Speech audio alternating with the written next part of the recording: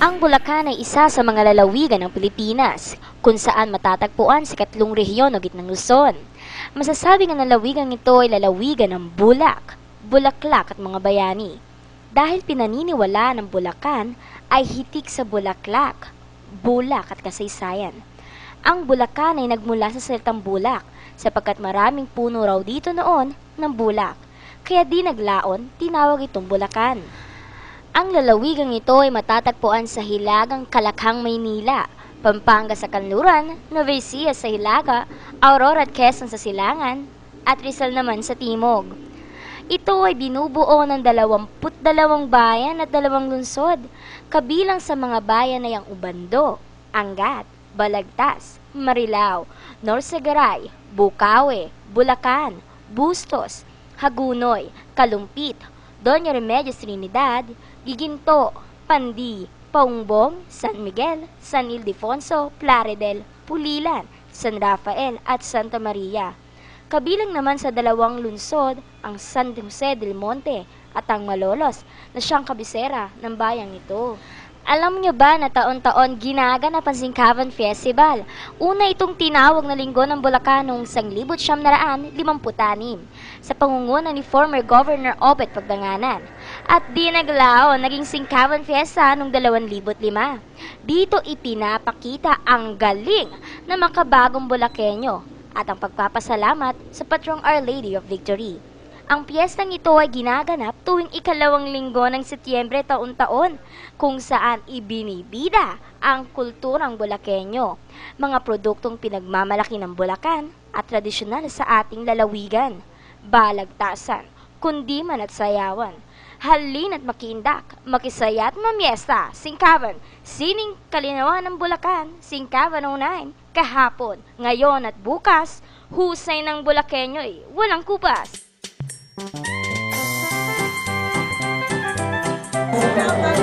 Singkavan ay pagtataghan ng galing at husay ng mga Bulakenyo. Simula nito, naniniwala tayo na ang pagmamahal sa kasaysayan, sa sining at kultura ang kaluluwa ng ibang pagsulong ng ating lalawigan. Lalabas ito sa galing at husay, lalo na ng mga produktong hopefully ay magbibigay ng higit na pagkakataon at mas mabuting buhay sa ating mga mamamayan. Kaya kung titignan ninyo, ang pagdiriwang ng Singkavan ay may kinalaman pa rin sa kabuhayan, may kinalaman pa rin sa mas mabuting buhay at kinabukasan ng ating mga mamamayan. Sa pamamagitan ng paglingon sa kahapon, tinitignan natin ang ating galing at lakas ngayon upang higit tayong nakahanda sa lahat ng paghamon ng bukas. Ako nananawagan sa lahat ng mga kabataang Bulakenyo na sana pagmalaki natin ang pagiging Bulakenyo natin. Maging halimbawa tayo ng kapwa Bulakenyo natin. Pagsabi natin, pagkalat natin na meron tayong Singkavan Festival dito sa Bulacan. Kaya para mas lalong sumaya, mas maraming pumunta dito sa ating lalawigan at para maging successful at para mapagmalaki natin talaga na isang tunay tayong Bulakenyo. Sana po lahat tayo ay makisaya ngayong Singkavan Festival dahil tayo po ay swerte dahil pinagkalooban tayo ng pamahalaang panlalawigan ng ganitong klaseng pakikipagsaya para po magkaugnay-ugnay ang iba't ibang bayan ng lalawigan. Okay, so very overwhelming na feel namin yan, especially from Bulacan State University. Ang Singkavan para sa akin ay isang, kumbaga yung kawayan ni Pinayas. Yan. Ang natutulong ng Singkavan para sa ating mga Bulakenyo ay yung pagiging malikhain natin, nadadagdagan yung pagiging malikhain ng mga Bulakenyo. Pinapakita ng Singkavan yung kung gaano tayo kahusay pagdating sa sining. Imagine mo yung kawayan, kakayasin mo na ganyan, makakagawa ka ng iba't ibang klase ng disenyo. Katulad ng mga nasa art ko na yan. Yan yung matatawag na Singkavan dahil yan ang Pinayas na kawayan.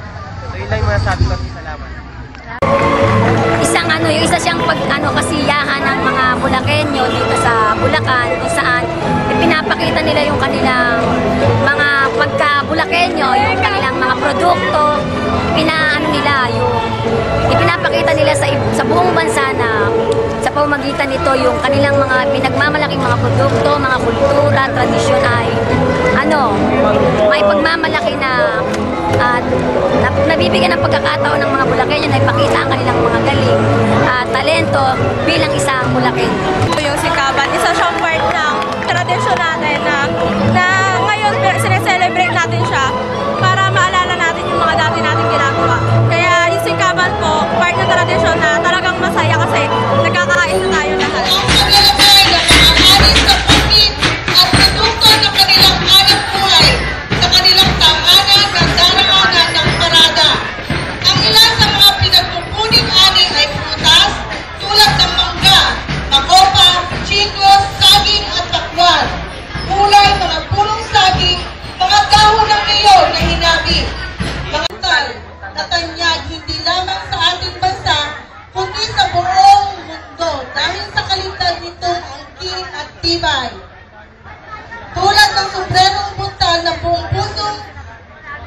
kasaysayan sa formal na pagbubukas ng Kongreso ng Malolos sa simbahan ng Parasumain noong Setyembre 15, 1878 na pansamantalang pinanguluhan ni Ambrosio Riazares Bautista. 50 kongresista ang dito.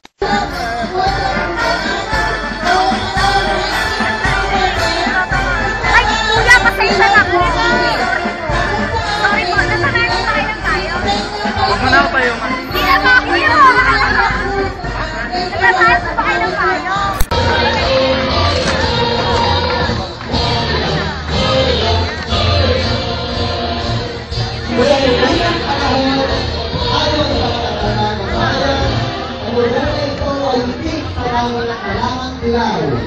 Kaya umalis ka.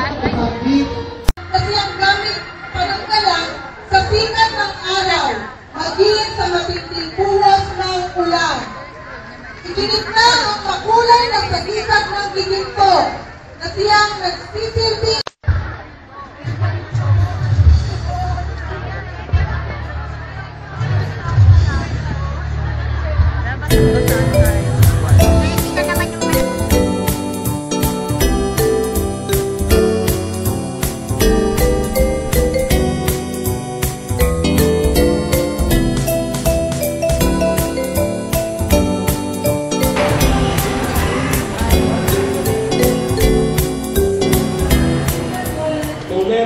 Magpabaril sa luneta ang mga magsasakayon at mga mangingisda. Mauna kayo. Palakpakan ito at magandang umaga sa inyong lahat. Isa pong malaking karangalan para sa akin ang muli niyong maimbitahan sa inyong taunang singkaban. Ito isang bagay po kung bakit nawiwili ako dito sa Bulacan. Unang-una, gaya ng aking tinubuang lalawigang Cavite, ang Bulacan ay makasaysayan din at lugar ng mga matatapang na mga makabayan at mga bayani. Kung sa Cavite, dineklara ang pambansang kalayaan, dito naman sa Bulacan, binalangkas ang unang Republican Constitution sa Asia sa ilalim ng Malolos Congress. Kaya nga, isang dakilang gawain ng inyong lokal na pamahalaan na isabay sa Singkaban Festival ang pagdiriwang ng ika-111 anibersaryo ng Malolos. Ang ikalawa pong dahilan kung bakit mahal ko po ang Bulacan, gaya po ng inyong senador, likas na mapagmahal ang mga makakatang Bulakenyo. Ikatlo, ito talaga ang dahilan kung bakit pinag-home ako dito at pumunta dito sa inyong lugar sa Bulacan. Sabi nga, dahil sa mainit na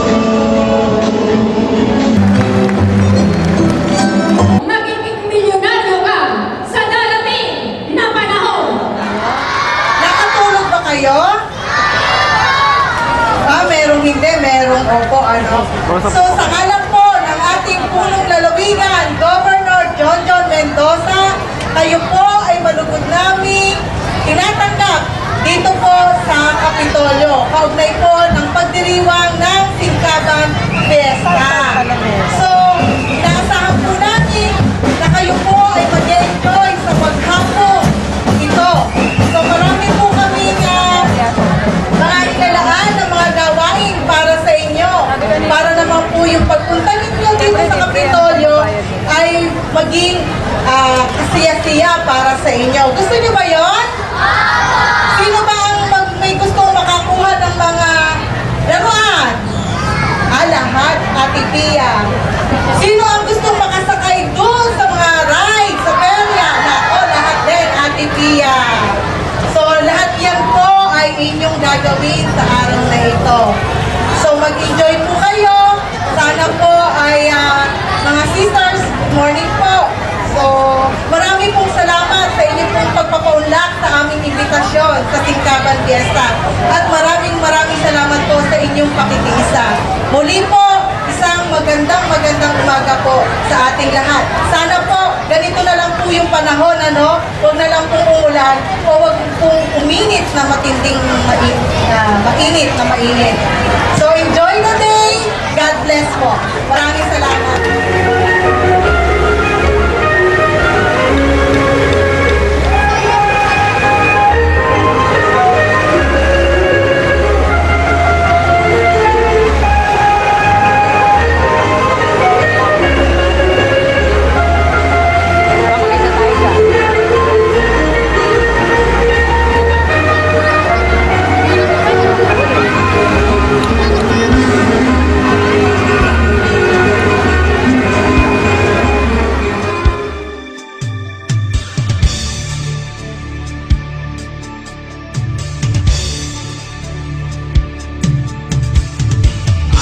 Pagmalaki sa buong mundo, kabayanihan ng ating mga lola at lolo, ang husay na pinamalas ng atin ng Bulacan, pagpapatuloy ng kuya ng